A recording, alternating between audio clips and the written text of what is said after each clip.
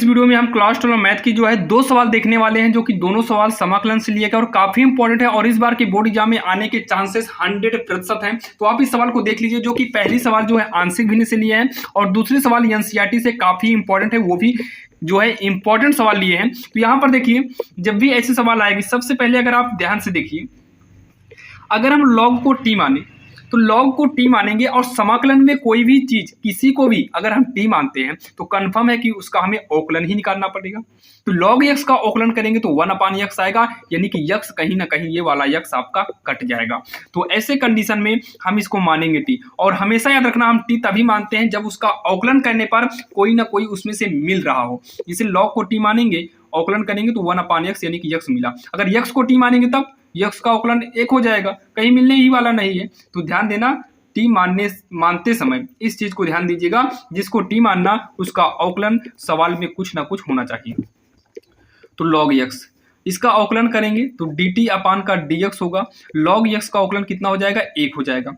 dx इकन्नम हो जाएगा dx, और इधर से गुणा करेंगे तो यक्स dt हो जाएगा। तो आइए इसके नीचे लिखेंगे, equal integral 1/x 1 plus log x को हमने माना है टी, फिर यहाँ 3 है तो 3 प्लस लॉग यक्स को माने हैं टी, और यहाँ पर साइड में जो है ये जो dx होना चाहिए, इस dx के स्थान पर यक्स dt कर दो। तो यक्स dt कर दो, यहाँ कुछ लिखने की जरूरत नहीं है। यक्स से यक्स क्या हो गया? कट गया। इंटीग्रल 1/1 प्लस टी और 3 प्लस का टी करेंगे, dt को साइड में कर दो, ये अंश में ही माना जाता है dt। अब इसको जो है आंशिक रूप में हमें तोड़ना पड़ेगा, आंशिक रूप में जो है हमें विभक्त करना पड़ेगा। तो आंशिक भिन्न में कैसे विभक्त करेंगे? तो यहाँ पर लिख देंगे आंशिक भिन्न के रूप में लिखने पर या विभक्त करने पर। तो आंशिक भिन्न में विभक्त कैसे करना है, ध्यान से सुनिए। तो ये हो जाएगा इंटीग्रल 1/, इसको एक बार लिख लो 1 प्लस टी, फिर इसको लिख लो 1/3 प्लस का टी। सेम इसी प्रकार की और भी एक आध सवाल जो है आपको हम दिखाएंगे भी, जो काफ़ी इंपॉर्टेंट रहेगी। सेम इसी प्रकार से रहेगा, थोड़ा सा चेंजिंग रहेगा बस। अब यहाँ पर बात ये आती है, बीच में कौन सा चिन्ह लगाएं? बीच में कौन सा चिन्ह लगाएं कि सॉल्व करने पर इतना है? माइनस कर दो। जब इसको आप सॉल्व करेंगे, एक बार चेक कर लो, लघुत्तम लेंगे तो यही आएगा। इसको यहाँ भेजेंगे तो 3 प्लस का टी होगा, इसको यहाँ भेजेंगे तो माइनस में 1 टी होगा, बीच में प्लस है ये वाला, तो माइनस अंदरवा करेंगे तो माइनस प्लस माइनस हो जाएगा। टी से टी काट दो, 3 में से 1 गए, 2 बच जाएगा। कितना? 2। तो ये 2 ऊपर बच जाएगा, तो यहाँ पर 2 से भाग दे देंगे और यहाँ पर कर देंगे dt। ठीक, अब इतना कहने के बाद 1/2 अलग अलग करो, इंटीग्रल 1/1 प्लस टी dt, और अंदर ले आएंगे तो 1/2 इंटीग्रल में 1/3 प्लस का टी dt। ये हो जाएगा 1/2। फार्मूला होता है log t का, तो t के स्थान पे कितना है? 1 प्लस का t। 1/2 इंटीग्रल करेंगे तो ये log हो जाएगा, log t के स्थान पर है 3 प्लस का t प्लस का c। इन दोनों में से अगर देखिए तो 1/2 कॉमन लेंगे तो बचेगा log 1 प्लस टी माइनस का log 3 प्लस का t ब्रैकेट। अब इतना कहने के बाद प्लस का c लगा दो साइड में, 1/2 लिखेंगे। फार्मूला होता है अगर log m minus log n के रूप का रहे तो ये हो जाता है log m अपान m, 1 m अपान n। तो m के स्थान पर कितना है? 1 प्लस टी, अपान में n के स्थान पर कितना है? 3 प्लस का t।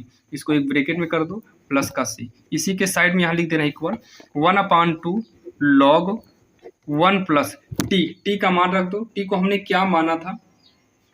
तो शुरू में ही देखिए, टी को हम क्या माने हैं? log x, यानी कि log x को t माने थे, तो t के स्थान पर अब पुनः log x रखेंगे। तो t के स्थान पर कितना रखेंगे? log x। तो log x अपान ये हो जाएगा 3 प्लस t के स्थान पर हो जाएगा log x, ब्रैकेट को करेंगे बंद, प्लस का c। और यही जो है इसका फाइनल आंसर हो जाएगा, जो कि काफ़ी आसान सवाल थी और आपके समझ में भी आ गई होगी। अगर कोई भी डाउट रह जाता है तो आप कमेंट बॉक्स में कमेंट करिएगा, और बाकी डिस्क्रिप्शन में हम लिंक दे देंगे, वहां पर जाकर और भी इंपॉर्टेंट क्वेश्चन को देखिएगा। आप बिल्कुल आसान तरीके से समझ में आएंगे, क्योंकि बहुत सारे बच्चों का डाउट रहता है कि मैथ बहुत उनके लिए कठिन होती है। तो आप लोग परेशान मत होइए, मैथ बिल्कुल आसान है, बस इसमें आपको प्रैक्टिस की जरूरत पड़ती है। जितना ज़्यादा प्रैक्टिस उतना ज़्यादा नॉलेज। तो चलिए दूसरी नंबर देखते हैं। अब यहाँ पर देखिए, जब आपको इस तरीके की सवाल आ जाए, जब केवल एक ही e की पावर x रहे, केवल एक ही ई की पावर एक्स है, तो यहाँ पर क्या करिए, सीधा आप नीचे वाले को टी मान दो। अब बात ये आती है, नीचे वाले को टी मानेंगे तो अवकलन करेंगे तो ई की पावर एक्स आएगा, जबकि सवाल में ई की पावर एक्स होना चाहिए। तो यहाँ पर आपको कुछ भी ध्यान ना देते हुए सीधा आपको इसका अवकलन कर देना है। तो माना टी बराबर, यानी कि मानना पड़ेगा टी ई की पावर एक्स। अब अवकलन करेंगे, D T upon D x equal ई की पावर एक्स का अवकलन ई की पावर एक्स होगा और 1 का अवकलन 0 होगा, उसको हटा दीजिए। ठीक, अब यहाँ पर इतना करके छोड़ दो, इतना करने के जस्ट बाद इतना, बाकी यहाँ पर कर लीजिए थोड़ा, डी टी फिर ये गुणा कर दो ई की पावर एक्स डी एक्स का मान निकालेंगे तो डी टी अपान ई की पावर एक्स, मतलब पक्षांतर कर दिए बटे में। और इसी को अगर साइड में आप देखिए तो टी है, 1 उधर चला जाएगा, +1 होगा और इक्वल का ई एक्स, मतलब ई एक्स के स्थान पर ये भी हम यूज कर सकते हैं। तो आइए हम सवाल में देखते हैं, ध्यान से सुनिएगा। सवाल में इंटीग्रल 1 अपान, जहां पर ई की पावर एक्स है उस ई की पावर एक्स के स्थान पे, सब छोड़िए, ई की पावर एक्स -1, इसके स्थान पे हम कितना लिख सकते हैं, टी, इसके स्थान पे टी, क्योंकि टी माने हैं तो हो गया टी, इंटू में जहां डी एक्स लिखना था अब वहां पर कितना लिखेंगे, डी एक्स के स्थान पर डी टी अपान ई की पावर एक्स हो गया।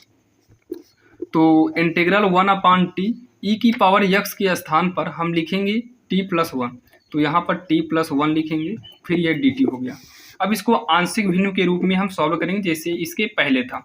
सबसे पहले 1 के बटे में t करो, फिर इसे 1 के बटे में t+1 करो, बीच में कौन सा चिन्ह लगाएं कि फिर से यही सॉल्व करने पे आए, तो माइनस कर दीजिए। आप इसको सॉल्व करेंगे फिर से ऊपर वाला आ जाएगा, इसी को बोलते हैं आंशिक भिन्न में तोड़ने को।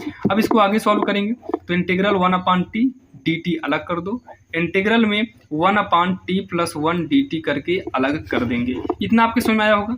अब जो है 1 अपान टी जो फार्मूला होता है ये log t का होता है। किसका फार्मूला होता है, log t का होता है, माइनस ये भी फार्मूला बनेगा log t, तो यहाँ पर log करेंगे, इंटीग्रल नहीं log t, मतलब देखिए जैसे अगर इंटीग्रल में 1 अपान x dx है तो फार्मूला क्या बनता है, log x का।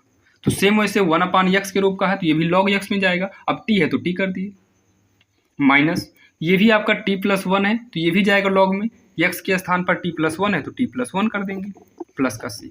इसमें एक फार्मूला नीचे ध्यान दीजिएगा, log अगर m माइनस में log n है तो ये हो जाता है log m बटे का n हो जाता है, log m बटे का n हो जाता है। उस हिसाब से ये log t के बटे में कितना हो जाएगा, t+1 हो जाएगा और यहाँ प्लस का c। इसको आप मापांक में भी कर, मतलब सीधी लाइन भी खींच सकते हो, ब्रैकेट भी लगा सकते हो, दोनों सही होगा। फिर यहाँ लिखेंगे log t का मान रखिए, हम t को आखिर माने क्या थे, तो t को हम माने थे e की पावर x -1, तो t के स्थान पर कितना करेंगे, e की पावर x -1। ध्यान देना ये e की पावर में है, माइनस आपका नीचे आधार में माना जाएगा। तो t के स्थान पर e की पावर x -1 है और यहाँ प्लस का 1 पहले से भी है, प्लस का c, तो 1 से 1 को क्या करेंगे, नीचे वाला कट जाएगा।